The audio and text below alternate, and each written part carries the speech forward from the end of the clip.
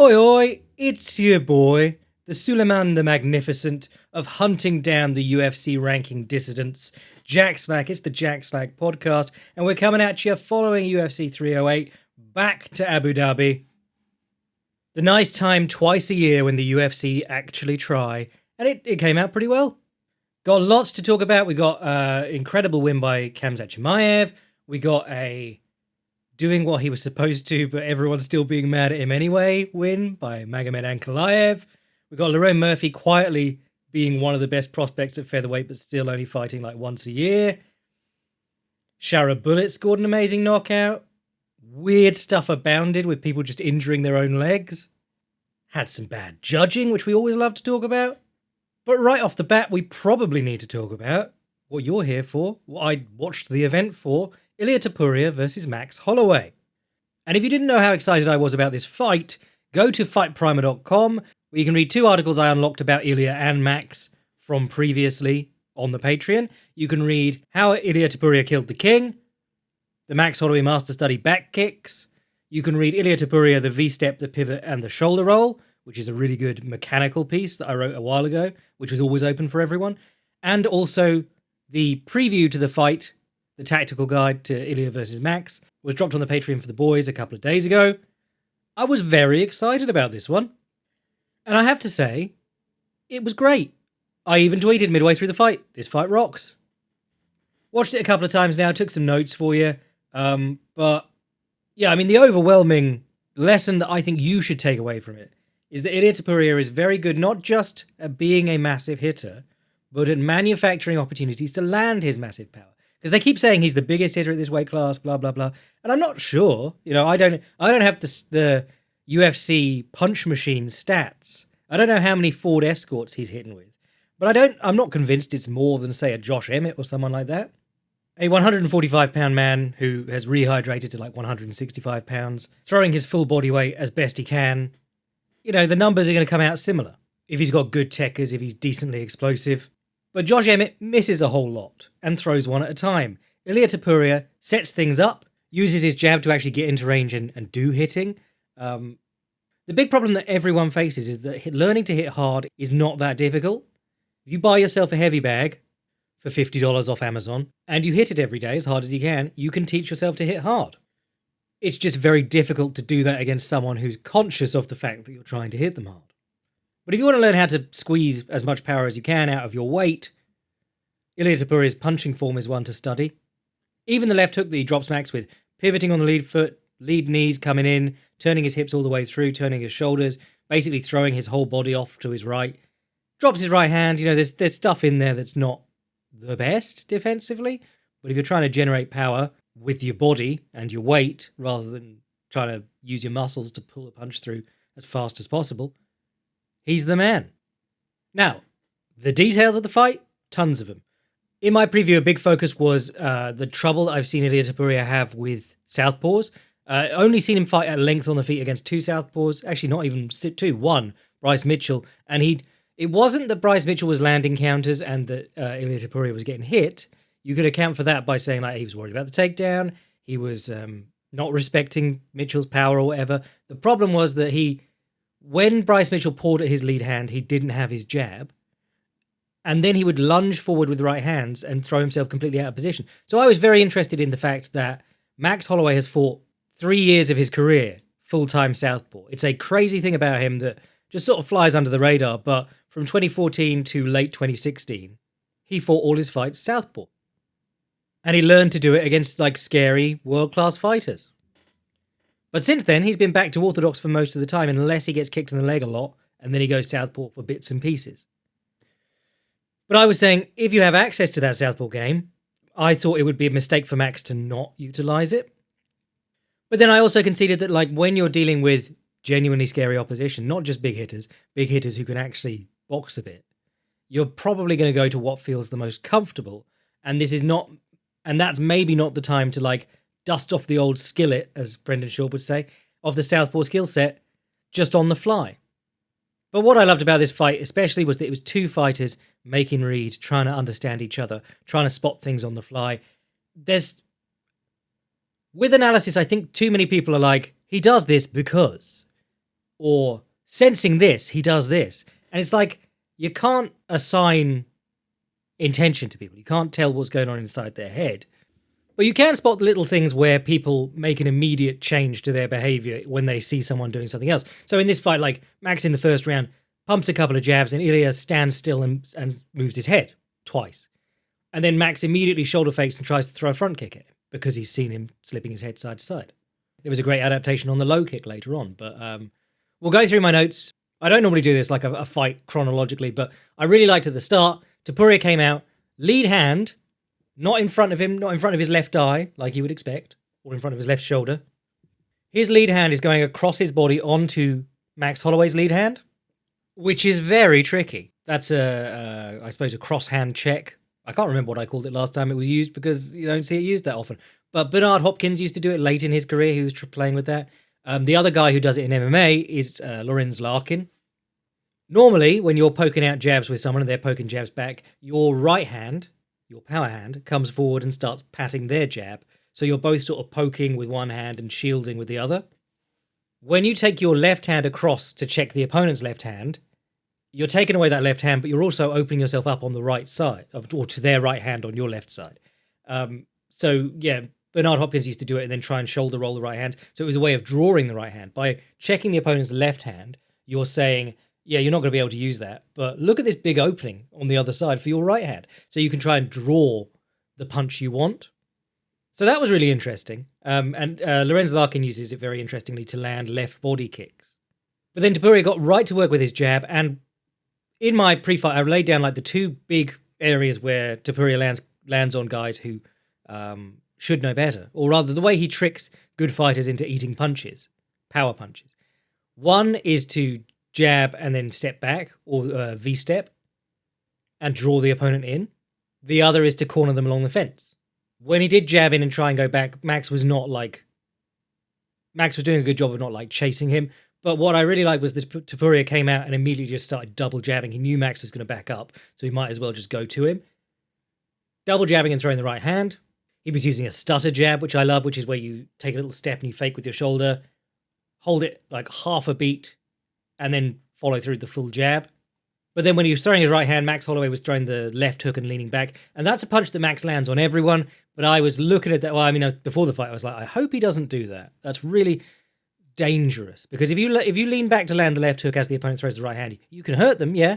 But a lot of the time, Max is not hurting people that badly because he's not a huge hitter and he's not committing to it in a huge way. But if the guy ducks his head inside and throws the right hand across the top, you can get dinged pretty badly. A great example would be Mark Hunt versus Junior Dos Santos. Dos Santos gets hit with these counter left hooks for like a round, and then eventually he's able to drop Mark Hunt by slipping his head deep inside, throwing the right hand over the top, and catching Hunt as he threw the left hook and as he's sort of leaning back. Both of them did the clever thing in the start of this fight. Ilia Topuria said, let's do the throwdown in the center, and Max Holloway was like, nah, and he had his Matador taunt prepared. I do think it's funny that the guy who goes forward and gets in people's faces and bullies them is the Matador. It's like, I know Americans don't have another word for a Spanish fighter, but surely the Spaniards do. But then Topuria's smart thing was attempting the takedown early on. Immediately pushed Max to the fence, got the hands locked for the double, picked him up. Max almost never off his feet in his career. I looked at it before this fight. It's something like 85% takedown defense rate. He is one of the truly elite of the elite. Him and Jose Aldo and maybe Brad Tavares. Maybe Gleison Tebow, who obviously Khabib couldn't get down. But Ilia got him off his feet, and that's a big win. But then Max almost immediately jumped up. And as he jumped up, Ilia managed to step across his back and kick out his far leg, which was gorgeous. But then Max got up again. And Max is so good on the Windsor, he just threw him off. And they got straight back to banging on the feet, and it never came up again. But it was like, there's the takedown. It's a threat, I promise. And Holloway being like, I can get up. See, I promise. It was all understood. Where we were. But the roundedness of Max's game really helped him through this fight. I thought his jab was excellent throughout the fight and really got better as the rounds went on. But the way that Topuria was reaching with his lead hand, particularly across to Max's lead hand a lot of the time, left him open to the right front kick to the body, which he took a load of front kicks, I think left front kicks to the body from Bryce Mitchell and never did anything about it, which is fine if, like, you can be like, oh, he doesn't care about it, but it's still stopping you in the process of getting in. If you could just walk through it and hit the guy, that would be one thing, but you can't because it's someone stepping on your abdomen. So yeah, I was a little concerned that he wasn't doing anything about that. And then Holloway was looking for the right round kick to the body as the fight went on as well, which is something that he landed loads against Justin Gaethje. We talked about this. I did an article about Yotin recently, or Yotin rather, who's the featherweight Rajadamnern Stadium champion in Muay Thai. He does a ton of kicking people with the right leg in the body, which is the one that's quite hard to land because while everyone's good at throwing it, it's very easy to catch. It's very easy to turn your back into. If you turn away from the kick, they just kick your back and it's not nearly as damaging. And the opponent's arm is often already there. So Max has been slotting this kick in against guys who are reaching with that lead hand. Big part of this fight was Ilia Topuria's low kick. I think this is a really interesting one to bring up in the context of Twitter is shite. But when I go on Twitter now, there's the fighting discourse is like, pivots don't work because you can get low kicked. No, you can't get low kicked on pivots. And then this week it was like, you never see head movement like this in MMA. You don't see head movement like that in MMA because you'll get head kicked. You don't get head kicked. It was just like, obviously, it's a lot more nuanced than that.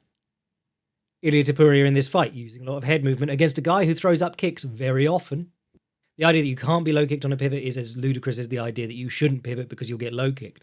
But I think this fight stands in an interesting contrast to the slop between the light heavyweights, Magomed Ankalaev and Alexander Rakic. Massive dudes throwing low kicks, even when they land, not that effective. When you throw the low kick dictates whether it lands and also dictates how well it lands, how damaging it is. If you catch someone with a good low kick as they're bouncing off that lead foot, they jab in maybe, or they're bouncing back off the jab, or they're pivoting around that lead foot, you can really hurt them with one good low kick. And you don't have to be very big, and you don't have to be very powerful. And it doesn't have to be a huge part of your game. And that's what Topuria was able to do in this one. He was getting to Holloway as he jabbed in, which is, if you remember, the very first fight between Volkanovski and Holloway. That's how Volkanovski got Holloway, made him switch to southpaw. They had a second fight that had no low kicks in, basically, and then they had a third fight, and Max forgot about the low kicks and started jabbing in from his long stance again. And in the fourth and fifth round, Volkanovski's back to fight one, throwing the low kicks as he steps in. Another one will be Moicano versus Calvin Kattar. Kattar's supposed to be the much better striker. Keeps trying to jab in, extending his stance, particularly with the lead leg sideways, the lead foot toed in. Moicano just keeps timing it and low kicking him and hobbling him. So you saw a couple of really good connections in this fight where Topuria read Max Holloway's jab, timed the low kick, and buckled his leg in. But the timing is the thing. If he'd been throwing it all the time, he'd have had way less success and Max would have just started checking them all the time or just fighting from a shorter stance. Because Max Holloway's fought Jose Aldo, who's famous for low kicks, even though he never throws them anymore. Didn't have any trouble with the low kicks. He's fought Justin Gaethje, who throws low kicks all the time and is famous for low kicks and never had any trouble with the low kicks. Well, I mean, he got clipped by a couple and he got knocked off balance by a couple, but the number that Gaethje threw, he should have been in more trouble. I mean, you just need to look at people going, oh, Max is completely immune to low kicks because he took a load of low kicks from Justin Gaethje, but obviously he was in a good position to take them. It took him a couple here where he was extending into his stance and Topuria clipped him with the low kick and twice as much damage done in half the time. But you have to hold off because if you keep doing it, he's either going to start fighting him from a shorter stance as he did against Volkanovski the second time and it's not going to be as effective, or he's going to counter it as he does from time to time. He did in this fight even, actually, draw one out and counter it well. Less is more in this instance. Land at good times, let him forget about it, and then land it again. But towards the end of the first round, Max sets a really nice trap. He throws a 1-2 at Topuria, throws another 1-2 at Topuria, throws a low kick of his own, throws a jab out, and he's just saying, there's my lead leg again, I've forgotten about it. And as soon as Topuria steps in to throw the low kick, Max plants his lead foot and throws the counter right hand. And that's the level of fighting we're talking about here. 100 other things going on. Max Holloway manages to set that little trap and almost get him. But yeah, the right low kick was really having an effect. And then Holloway in the second round and particularly in the third round starts bringing out his own special low kick, which is one that I think he brought it out. When did he first start using it? It might have been Pettis. But from orthodox, right leg comes up, jump forward, side kick to the opponent's lead leg. You very rarely see that. You see the lead leg being used to side kick the opponent's lead leg, sometimes across the body, as Robert Whittaker did against Yoel Romero and Izzy. You don't see people using the back leg to step through on side kicks to the leg, and I loved that. And Topuria was not happy with it. So that was their little matchup in the low kicking. Topuria was going to try and time the classical low kick as Holloway was bouncing in or bouncing out or pivoting when he was vulnerable. And Holloway was going to try and jump forward and slam that side kick into the front of the knee and the thigh. In fact, that side kick, leaping into it like that, it allowed him to do a little bit of work from southpaw in the third.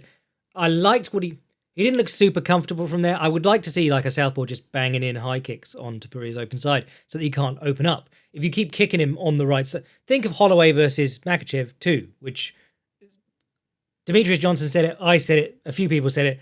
When you're dealing with a guy like that, who, especially because Volkanovski's move against southpaws is to shift through with the right hook, just keep kicking him in that arm. Because then he can't throw it without risking being kicked in the head or the body. You can throw it from further away than he can throw his right hand. It's basically a freebie. If someone's just trying to throw the right hand at you and you go southpaw and start throwing left kicks at their head and body, you can effectively shut them down. Which, of course, Makhachev did against Volkanovski, and I'm sure now everyone will be talking about Topuria versus Islam Makhachev. I'll moan about that idea later, but yeah, Max didn't do any of that from his southpaw stance, and he quickly switched back to orthodox, so I don't think he was intent on using it much. I said in my preview I said in the tactical guide that Topuria has a smaller arsenal of techniques in that he's just jab, right hand, left hook, occasional body shot, occasional right low kick, which I'm really glad I put in now. But, doesn't have all the other kicks that Max Holloway uses, doesn't use his elbows much, doesn't use his knees much, doesn't have a whole other stance, can't switch to southpaw. But he does make use of his weapons very well because of the context that he uses them in, drawing out the counter from the opponent and working on the counter of the counter, going first and third, and also cornering people along the cage. But there's other little things in there too.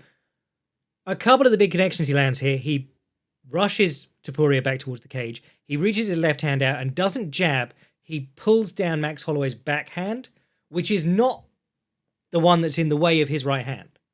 Max Holloway's left hand is the one that's in the way of Topuria's right hand.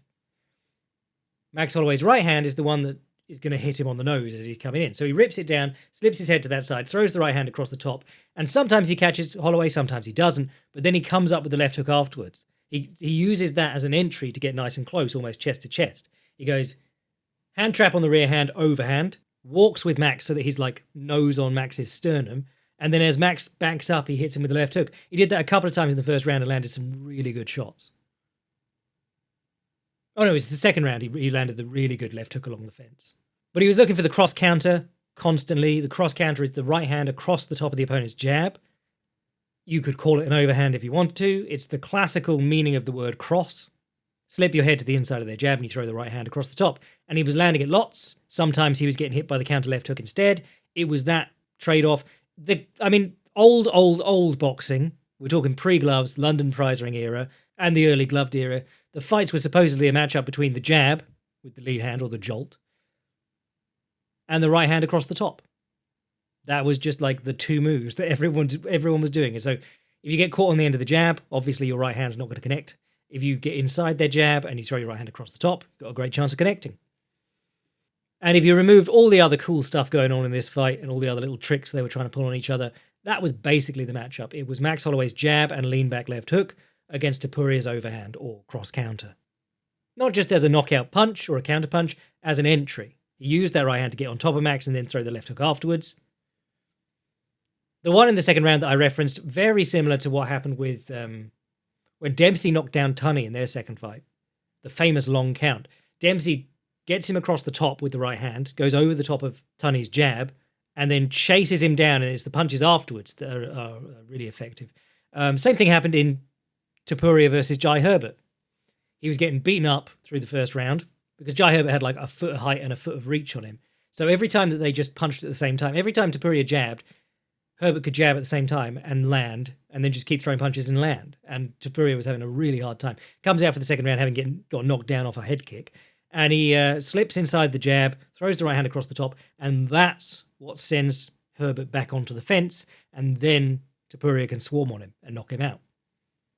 And it stands in sharp contrast to the right straight that he was using against Josh Emmett so much, because Josh Emmett, he was trying to pull Josh Emmett's right hand out, a big overhand, take it on the lead shoulder and throw the right straight back. And that's a punch that you want to get inside of everything. So it goes straight with the elbow along the line of your body. You're not looping it over the top like a cross counter. Two different forms of right hand, but you can hit pretty hard with both of them. Certainly Ilia Topuria can. You could say that there was a general lack of bodywork from Topuria in this fight, and I think they did on commentary, but it's like he does it in the places that are smart to do it, typically along the fences when he likes to hit the body the most. If you're dealing with a good counterpuncher and you've got the job of closing the distance anyway, reaching down towards their body is not always the best idea. I mean, if you watched Basharat versus Victor Hugo on this card, Victor Hugo keeps trying to body jab and falling forward, and every time he does, Basharat just cracks him with the right hand across the top. Not saying the body jab's a shit technique, because both these guys used body jabs in this fight, but leaning down towards the opponent, dropping your hands down towards their body when they're trying to swat you with counter left hooks and things, not the best idea. But there was a nice right hand underneath the jab to enter. That's another classical infighting setup / technique to get in. Instead of throwing the right hand across the top of the opponent's jab, you slip inside their jab and you throw the right hand to the body. So you throw like a right straight, basically into their armpit or a bit lower down, trying to hit them in the ribs as they're extending. That one can really stun people in a way that you don't expect. And they sort of you don't see it in like them folding in half and going, oh, and this is the thing with body shots generally. People want the big body shot knockout. The value of body shots is not that. The value of body shots is that it makes people reluctant to let their elbows away from their body. It slows them down over rounds. But it was a good entry from Topuria. I think he did it twice in the second or third round. But the big finish was a lovely... he slipped a couple of Holloway punches. And this was interesting. We're talking about like slipping and whether it's dangerous or whatever. Yes, it's dangerous. It's dangerous in boxing too. Don't be a cretin. If you lean into a punch, it hurts more than if you're not leaning into the punch. But Topuria tried something that is fairly obvious against people who want to move their head in MMA, and Jai Herbert knocked Topuria's mouthpiece out with this, pumped a couple of jabs to get Topuria slipping side to side, threw his right knee. Luckily, Topuria pulled back. It was actually an interesting read from Max's corner. This is how good this fight was. I'm not just talking about the stuff the fighters were seeing, I'm talking about stuff the corners were seeing. They said between the second and third round, if you're looking for the low kick, it's when he stands up. Or something, words to that effect. When he stands up straight, he's going to low kick. And then you watch the fight, and yeah, he's in his sort of crouch with his shoulders up, and he's moving his head side to side. He's turning his body from square to half facing. Showing the shoulder feints, keeping the head on a swivel. Always looking to slip a punch and throw the right hand across the top. And then the moment before he wants to throw the right low kick, he just stands up. Just comes up a few inches. Great read. But anyway, he slipped inside a couple of punches by Max and slapped him with a little left hook, which was really interesting because he'd been trying to land the big right handle the whole way through. And this little left hook seemed to, like Max went, oh, that's annoying. And then the next exchange, he goes, jab, slappy left hook, right hand across the top. The old 1-3-2. Dings Max clean, cracks the legendary chin. And then Max had the rough problem of fighting hurt, which is very hard to do because ideally you tie up with the guy, but you've got to tie up with him and he's going to be milling, he's going to be windmilling hands at you. He knows you're going to try and tie up. You can't not fight back because then he'll just pour it on and get a stoppage. When you do fight back, you open yourself up more to being hit. And Max got caught in the same sort of way that Volkanovski did. If you watch the left hook just as it lands, Max Holloway, I think he threw a left knee and then reached for the head.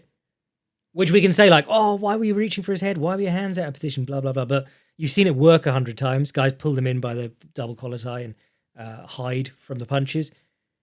It's interesting because I specifically said in my in my tactical guide I wrote, if he needs to tie up, he needs to be able to do it in a way that's not reaching like a zombie like Volkanovski did a bit.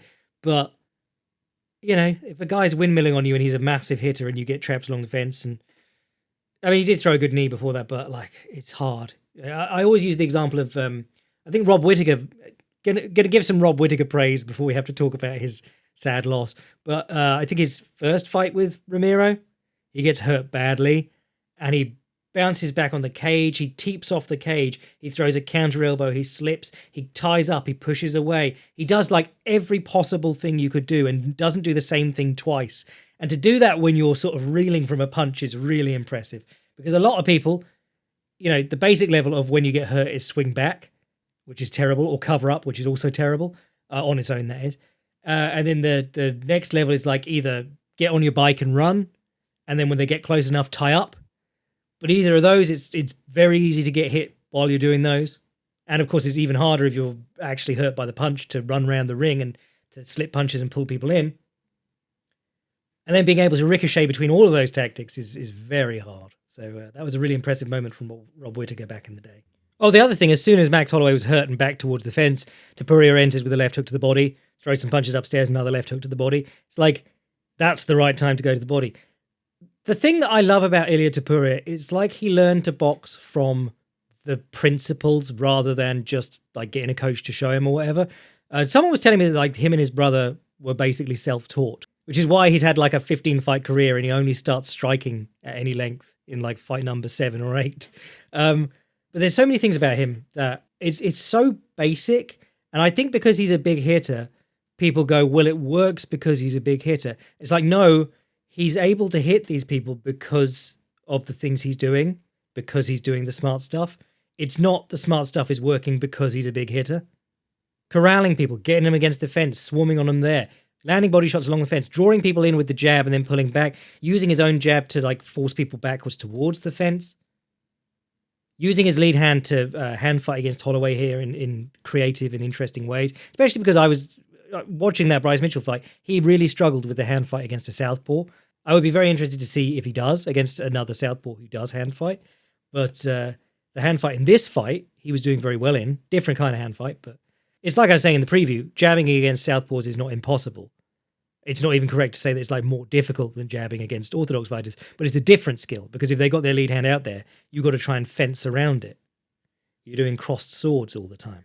But I think one of the things that you really stood out in this fight for me was the same thing I say about Dustin Poirier all the time, because Dustin Poirier, similar to Topuria, in a very short length of time relative to their career, they got good at boxing. Which is crazy when you think about, like, there's loads of guys who come into MMA who've boxed since they were kids. They were Golden Gloves champions and stuff like that. And they don't look anything near as good. But I think the secret is getting comfortable under fire. And I really felt in this fight, you were watching two guys who, you know, they both got lumped up a bit because they were trying to set up their own openings. You know, Max is hanging around trying to land that counter left hook. Ilia's trying to get in through the jab, which is obviously you're getting jabbed at to do that. But I want you to look at, like, Dustin Poirier before maybe the Jim Miller fight. Watch featherweight Dustin Poirier and then watch Jim Miller fight onwards. He's a completely different person. And it's because he starts arsing around with the shoulder roll. And the shoulder roll is one of those things where for a long time people were like, oh, I never work in MMA because you don't have the big gloves. They won't bounce off the shoulders in the same way, blah, blah, blah. And it turns out that learning to shield yourself with your shoulders also teaches you to watch the person and get close enough and slip their punches and move with them. And that, in turn, teaches you to be comfortable under fire, which means that you're no longer running in and out. If you watch featherweight Dustin Poirier, he is running in and then running backwards. He's running in because he doesn't want to get hit on the way in, and he wants to get in as fast as possible, and he doesn't know how. And he's running backwards because that's the go-to defense in MMA. As soon as the other guy, when it's his turn, we go backwards. When it's my turn, I go forwards. Then you watch later Dustin Poirier, something like the Eddie Alvarez fights, and he's standing right in front of him. He can reach out and hit Eddie. He's making Eddie miss from in close. And that comfort under fire is the thing that's like gold dust in MMA. Obviously, everyone in boxing learns to be comfortable under fire. But in MMA, it's still extremely rare. I've been watching some of Khabib's fights this week. I was watching his fight with Pat Healy because he does an interesting bazagar or switch from a single leg to a double. Nerd shit, if you will. But in the course of watching that fight, I was like, oh yeah, this dude like closed his eyes whenever he threw punches. Because I'm so used to watching Islam Makhachev now, I forget like how much, because Islam Makhachev is a good striker. He was always like a better striker than Khabib because he was decent. And you'd go, oh yeah, what Khabib, more aggressive, overwhelming, perhaps better physical attributes. Makhachev, the technician, better all-rounder. And now you watch Makhachev and he's actually really good on the feet. But man, Khabib was like throwing as hard as he could, but he's pulling his head back with his eyes closed. And He was even doing that later in his career. I mean, he did well against McGregor, given how uncomfortable he often felt striking. But a fighter of that level, one of the greats, not at all comfortable under fire. Anyway, all of that is to say, this was an awesome fight. It was the application of a limited set of tools against a guy who had a bigger set of tools. But I think that the thought I signed off my tactical guide with was Max Holloway has more options, but that also gives you the room to not select the right options. Whereas Ilia Topuria has the things that he does in every fight, just the few weapons. But that means when the fight's going badly, he has to use those few weapons. So the Herbert fight is my great example.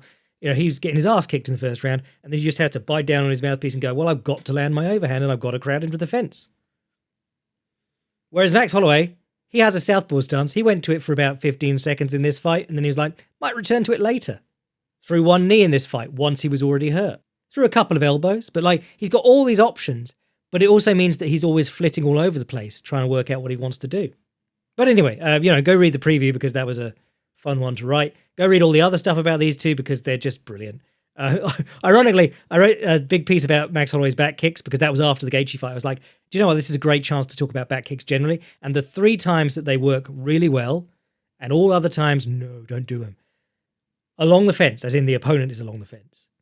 On the counter or as the opponent circles into it.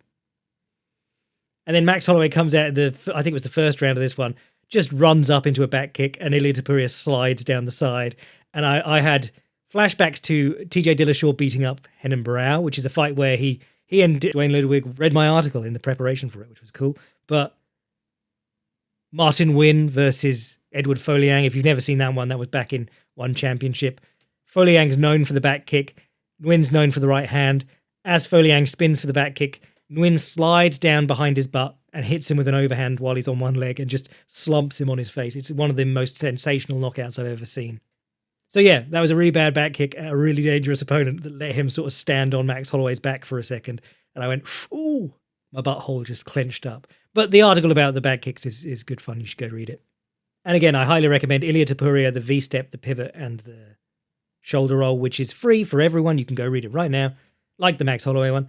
And that's all about his mechanics and how well he uses his jab to draw people in, the V-step to draw them in and counter. You watch that Damon Jackson fight or the Josh Emmett fight. He's poking out these jabs and bouncing back, and the guy will come back with a big, wide right hand. And you go, well, now you're done, mate, because you've just thrown a big, overextended right hand, and he's right there on the end of it, completely safe behind his lead shoulder and within right hand range of your face. That's the secret of the shoulder roll.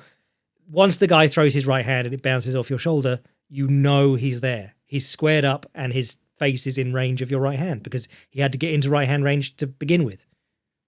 Anyway, moving on. Bugger me, I've done 40 minutes on that.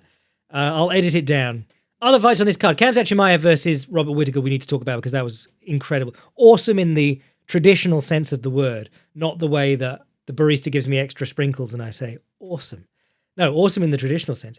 I think this is really interesting because I was quite intrigued by Rob Whittaker, specifically against Khamzat Chimaev, because against Jacare and Yoel Romero, his anti-grappling and anti-wrestling looked really good. And he did what he did against them in this fight, building up on one knee along the fence. Rob Whittaker's been brilliant at that for ages.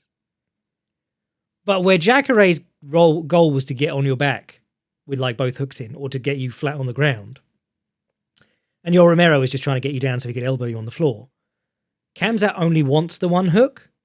And then what he does is when Whittaker's along the fence on one knee with his hands down, put the weight on Whittaker's hands. And we talked about this with Umar Nurmagomedov. Very good at this. When you have the guy down along the fence, if you can keep his weight on his hands, it makes it a lot easier to sneak the rear naked choke through. If you're on someone's back and you're out in the middle of the cage and you're both sat on your bums in that unrealistic position that guys drill in the gym, or you're on the side, or you're both looking up at the ceiling, you have the job of trying to choke them. But they've got 2 arms and you've got 2 arms, or 2 hands and they've got 2 hands. And they can just grab your wrists and gloves and fingers. So in jiu-jitsu, it was always a task to try and trap one hand with your leg. BJ Penn sort of invented that in MMA, and then Marcelo Garcia did it in grappling. And, if you go watch Gordon Ryan's best rear naked chokes, he always traps that hand He always traps one hand with his legs so that he's got two hands free to choke, and the other guy's only got one hand to stop him. But when you're along the fence like this and you can put the guy's weight on his hands, you can start trying to choke him while his hands are on the mat carrying his weight. So what you saw in this fight was that Chimaev would get Whittaker down along the fence, or on one knee along the fence. He'd put in one hook instead of two hooks. I think Open Note Grappling did a good article about this. I've not read it yet, but I'm comfortable recommending anything he does because it's always good. But the single hook, like we were talking about with Fluffy Hernandez the other week, and then he starts trying to grab one wrist and then hit the head with the other hand or threaten the choke with the other hand. So because Rob's stuck in this position where one hand at least always has to be holding him up on the floor. And ultimately, that's how he got the finish. He snuck the arm around the neck. I thought he'd broken his orbital because I saw a punch land to the sort of eye area, and then I saw Whittaker tap really quickly. I just assumed something was injured because it was over the face and not under the neck. Close but no cigar. Actually, his teeth, he blew his teeth out with the choke, which was a nice reminder for those of us who probably spend too much time in the gym defending chokes with our face. Terrifying stuff. But yeah, I mean, you saw with the speed that Whittaker tapped, something was wrong. But normally it's like orbital breaks make people feel like their head's about to explode. Which is mad respect to Oral By for fighting with a blown up eye. Because you know that every time that got poked or their heads rubbed together in a clinch, that hurt. And he was getting full on punched on it. But anyway, back to Whittaker versus Chimaev. Something that I talk about a lot with this cage, with the fence stuff going on at the moment, is trying to turn off the fence. Because everyone agrees to be on the fence, and then that the person who is on the inside pushing into the fence is at an advantage at almost all times. Everyone could get up along the fence eventually, but then you just get taken down again because you can't break free. So I was talking about Mansour Barnoui is the one guy I can think of who's doing this at the moment, turning himself off the fence and playing his half guard from there. And I'm not saying keep the guy in your guard, try and sweep him. I'm saying turn away, get out in space, and then try and sit up on an underhook and wrestle up. Or you can turn away from the cage and start trying to bridge off it from bad positions like Jiri Prochazka did against Glover Teixeira. But I think an extension of that idea is with back stuff. When Chimaev was one hook in on Rob's back and they were along the fence and Rob was on his hands and knee, Rob was defending the whole time. He was on defense the whole time because Khamzat kept trapping one of his hands and punching him. And the amount of energy and time it took Whittaker to clear his wrist the first time that Khamzat grabbed it along the fence should tell you that this is a sucky position to be in. But Whittaker seemed to be in less danger in the instances that he flopped to his back in full back control, which was really interesting because the crowd and the commentators went, oh, Khamzat's on his back. And then Whittaker started scrambling up and Khamzat let go and had to chase him up, which is something that I picked up when I was having to watch Derek Lewis, which I hate doing generally. But Derek Lewis against Jailton Almeida. And everyone goes on about like Derek Lewis is just stand-up jiu-jitsu. But one of the things he does is from the bottom of mount, he puts his hand in their armpit, bridges, and just tries to push them off. And what they normally do is put their hand down wide as a base, which is what everyone does, and let Lewis roll underneath him, which is like old Gracie Challenge days. It was like guys would try and turn and they'd give up their back from mount and just get battered. But Lewis turns over and then he grabs the hand that he knows the opponent's just based on, pulls it in and rolls so that they're on his back, but they're underneath him where they can't hit him very well. And he can start trying to turn into them and end up on top. Because having the back is good from every position for all the reasons you know. You're behind the opponent. They don't have anything to attack you with. You can attack them. You can keep trying to choke them. But in MMA, where the gloves are big and you can hold them and stuff, being on like traditional back mount underneath someone is not useful. Because after like the first couple of seconds of being on their back, you're not going to choke them and you can't hit them. And if they turn into you, they can come up on top. So I'll be very intrigued to see if anyone starts using this in sort of like a suicide tactic of just jumping back into the center of the cage when guys have one hook in. But I've seen it happen to Umar as well, who's a very good back taker, very good finisher from the back, particularly in this position with the hands down along the fence. Once the guy goes belly up and starts looking up at the ring lights, he's not nearly as effective and then he loses them. So the idea could be when the guy puts in one hook along the fence, you grab that knee, sit down so that it fall down on your side so that it's underneath you, and then he ends up on your back. All sounds crazy, but right now everyone's getting mauled the same way. Let's do the fallout from those two fights though, because I think There's a lot of talk about like what should be next in those divisions. Actually, no. I've seen a lot of people talking about Ilia Topuria versus Islam Makhachev, and I'm like, I don't want that. That's just like, or at least not right now, because Islam Makhachev has, 3 title defenses, and 2 of them have already been against a featherweight. Having a third against a featherweight seems unnecessary. And people will go like, oh, who's left for him to fight at lightweight? And it's like, just because you can't see someone beating him at lightweight doesn't mean he should stop defending his lightweight belt against lightweights. Because that's how everyone loses eventually. Frankie Edgar had no chance against BJ Penn. Sean Strickland had no chance against Israel Adesanya. Chris Weidman had no chance against Anderson Silva. Johnny Hendricks had no chance against George St. Pierre. I mean, he didn't really win that one, but that's why they have the fights. But anyway, so yeah, and also there's good featherweights coming up. Diego Lopez is doing awesome things and has been taking every fight he possibly can. And I think to like put him on hold, I'm annoyed that they want to do the Volkanovski one again already. I mean, Volkanovski, obviously, great long-time champ. If anyone deserves a rematch, it's him. But he should just pick up a payday and they should do Diego Lopez in the meantime. Like, do we have to wait for everyone to agree that Volkanovski and Max Holloway are old now, or at least fight old, before we let Diego Lopez have a chance? But then the middleweight division, Khamzat Chimaev, I'm the same. Like, new challenger, get him in there. Just do it. I think they're already like trying to get Strickland in for another title fight against Dricus du Plessis, and I'm wondering how many people care about that. But also, obviously Chimaev, enormous social media star, doing very well numbers wise. The weird thing is that, of course, he can only fight in the UAE because of sanction stuff and Kadyrov stuff and other stuff. But that Rob Whittaker quote last time that Chimaev pulled out of the fight where he said, "See you soon," and he's like, where am I going to see you? You can't go anywhere. But it's true, which is crazy because every other middleweight who gets to like the top 15 headlines some dog shit Apex card and goes 5 rounds. And Chimaev looked slower in his third round against Burns and his third round against Usman, but he's never been booked for 5 rounds. I was in the lead up to this fight. I didn't, obviously, he smashed Whittaker quickly, but I was thinking, why would you agree to a 3-rounder against this guy? Either you lose in the first round or you want to drag him as long as possible. But he's managed to do a clever way where, they're never going to headline a Abu Dhabi card with a non-title fight. And he can only fight in Abu Dhabi, of the places that the UFC goes. But yeah, I think, why not? Just get him in there. Him versus Dricus sounds like great fun. I thought he would look small here, or at least regular size, because sometimes Whittaker looks massive, and sometimes he looks quite small. I think it's probably because he's quite short for that weight class. But yeah, it doesn't look like Khamzat's going to be struggling for size. I need that stare down between him and Dricus du Plessis. Could do him versus Strickland first, I suppose. But again, it takes so long to get these fights in, which is kind of like Lerone Murphy, who looked good on this card in his fight with Dan Ige. And Ige didn't look bad either, to be honest. He just gassed really quick, which is unusual for Dan Ige. He's bad at following a game plan. He gets a bit one note sometimes, or a lot of the time. But I've never been able to fault him on his conditioning. So I do wonder, how fast was the turnaround on this? Because it was only a few weeks ago he was fighting. Oh no, it was back in the end of June before Diego Lopez. Man, it's been 4 months. Who knows what's up with him? Trying to remember what I liked about that fight. I think the first takedown by Ige was awesome.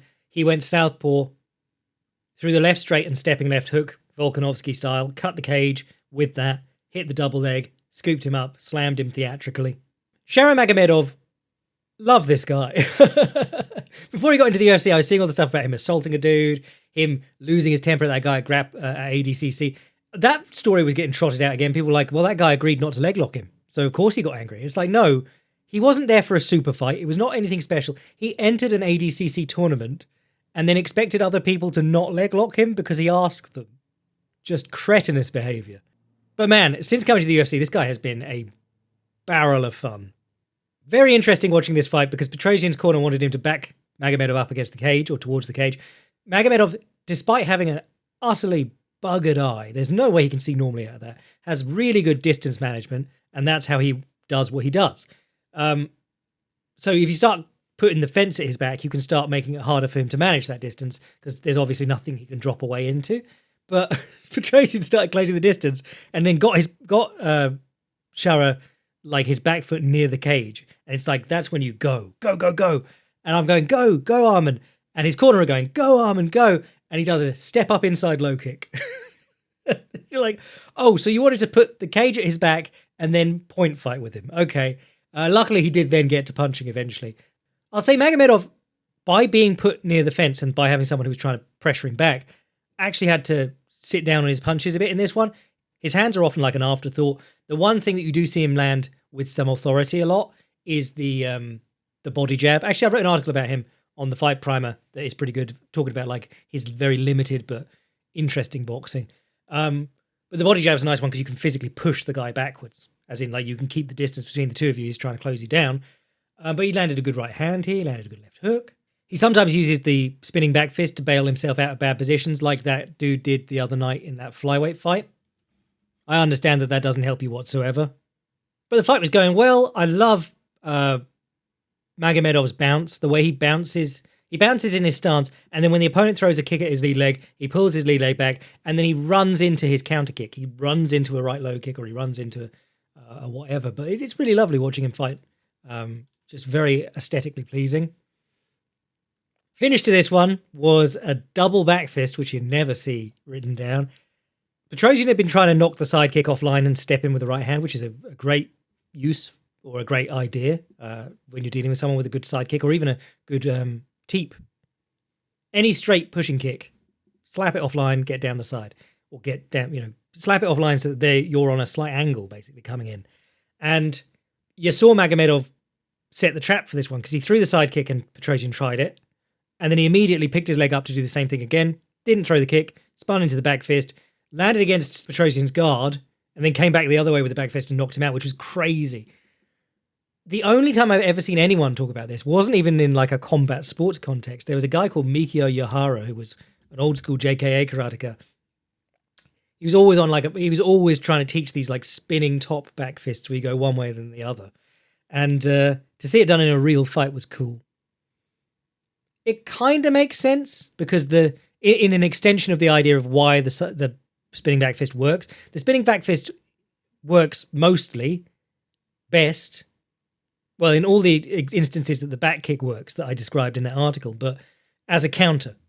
And it works best as a counter when you've had a kick miss or be parried. So if you use a lot of side kicks or if you use a lot of lead leg step up kicks like Zhang Weili used to, when you miss, the opponent will come in because you've given them that, like you are at a disadvantage, but they're almost always going to open up and try and throw at you. So you can catch them running in with the back fist. Now, the back fist that Sharabullet threw landed against Petrosian's guard, but then as he's coming back the other way, Petrosian immediately opens up and starts lunging into punch. So it worked. It was sound in principle. Wild to try though. I probably wouldn't. I think the single back fist and then covering up and running would be most people's idea there. But then that's why he's going to Valhalla and we're not. I said it on Twitter afterwards, but like, let this guy fight bad fighters forever, or let this guy fight one-dimensional strikers forever, because it's so much fun. I don't need to see Bo Nickel knee tap him. I don't need that.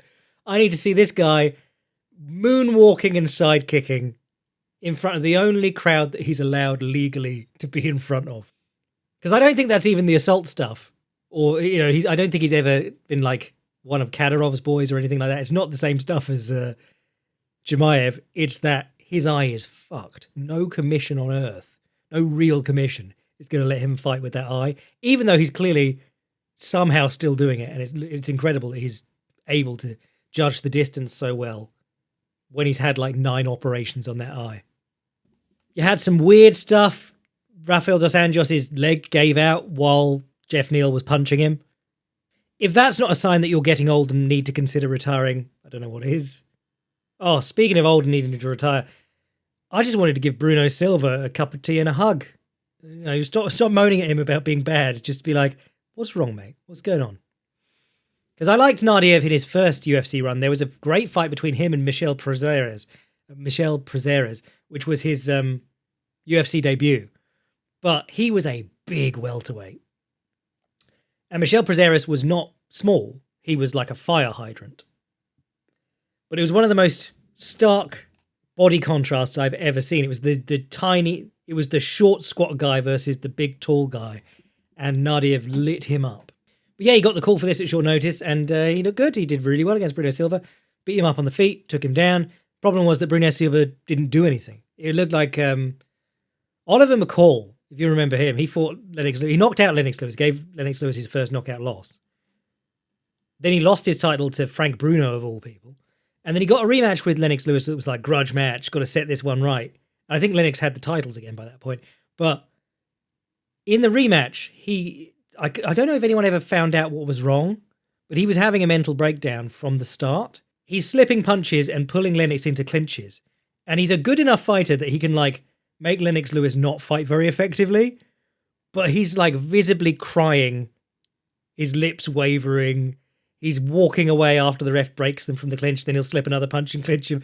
And it's like he's good enough to stop Lennox Lewis from doing what he wants to do, but he's clearly not there at all. And Bruno Silva reminded me of that a bit here, but he wasn't good enough to stop Nadia doing what he wanted to do. He did absolutely nothing.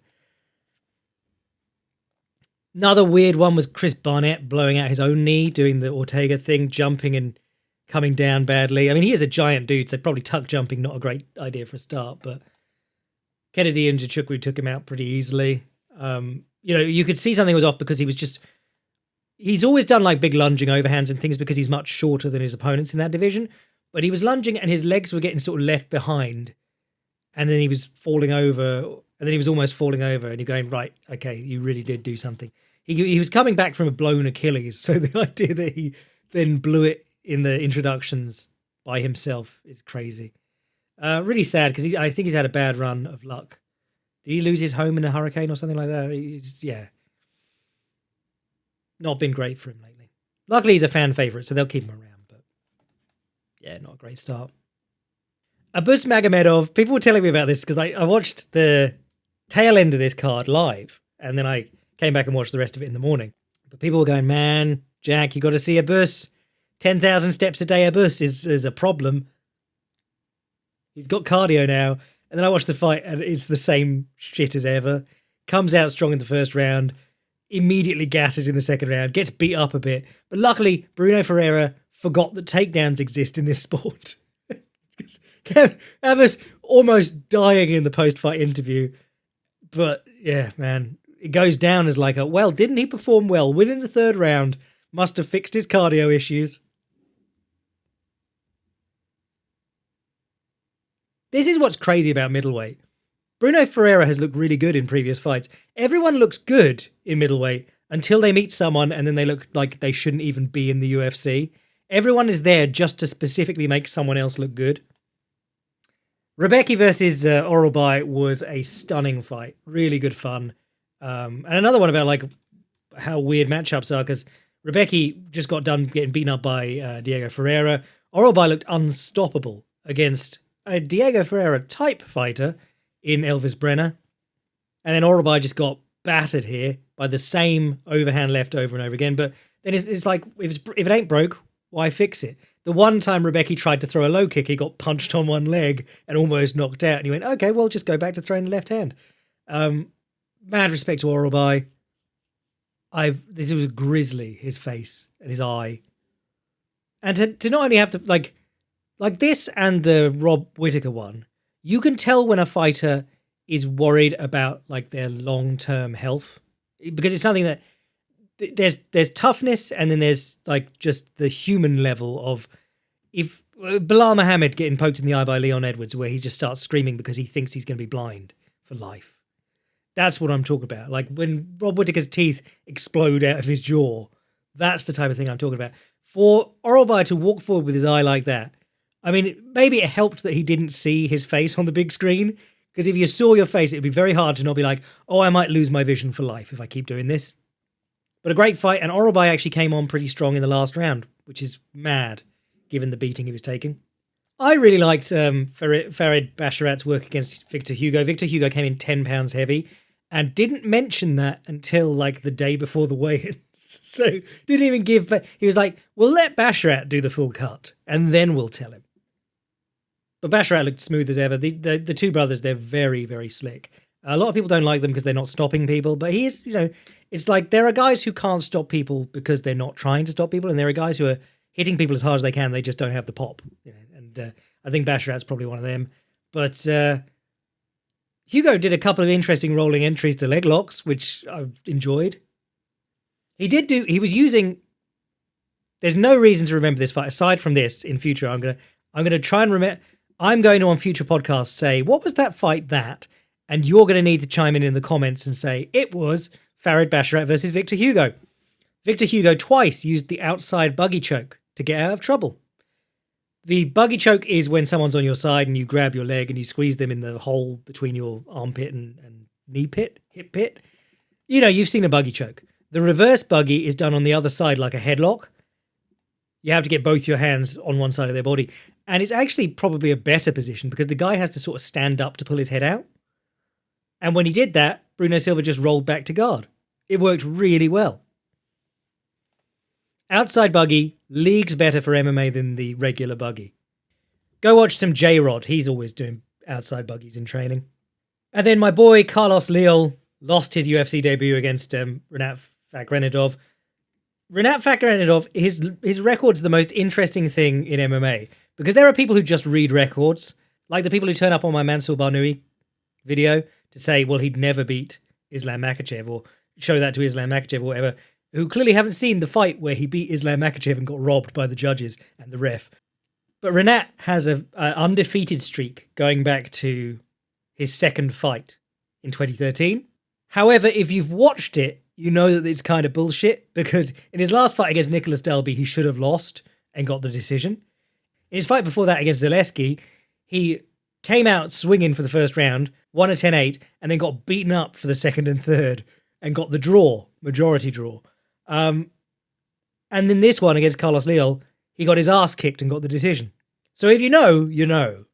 But if you just read records, you're going to be like, wow, this lad's unstoppable.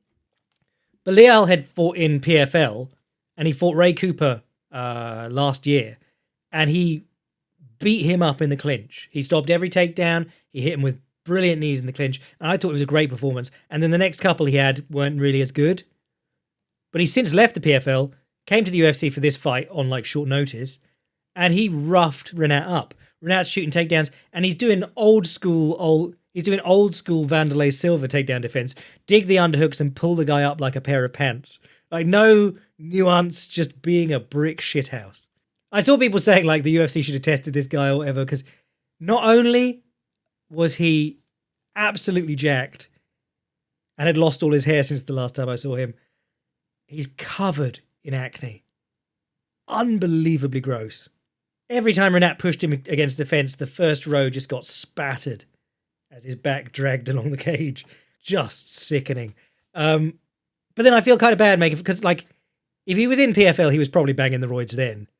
Whatever, this might be like just a skin reaction to stress or something. You know?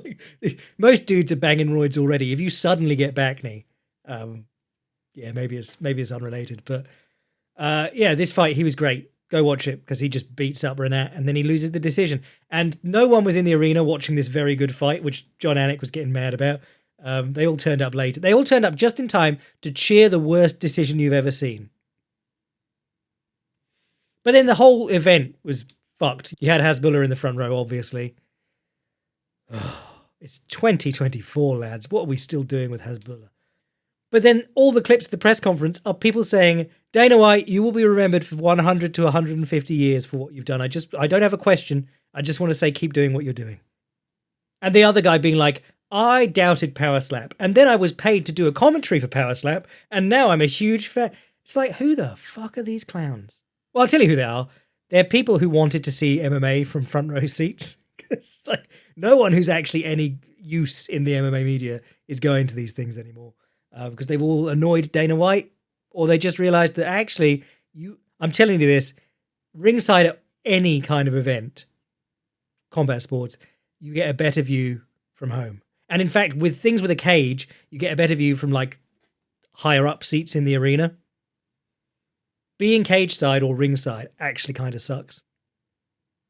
If you want to watch the fight, you know, if you want to sit next to Charlotte McKinney and just look down her dress, then, you know, buy the $10,000 ringside seats for Maymac. Or if you just want to say horny shit to Dana White. But a good card in terms of the fights. Next week, we got the weirdest card I've ever seen. It's like they've ordered it backwards. So you got Brandon Moreno versus Amir Albazi in the main event. Load of stuff you don't care about. Then midway through the card, Derek Lewis, who used to headline arenas for them, even when he was on like losing streaks.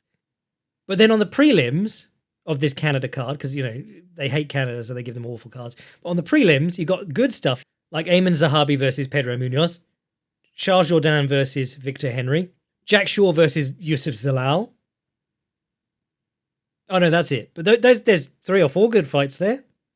And I'm sure there's other stuff going on in MMA, so we'll talk about that on the Boycast. I'll probably do another film room this week, actually, so eyes on the YouTube. I'm your boy, Jack Slack. Sign up to the Patreon. Emails to the podcast at jackslackpodcast@gmail.com.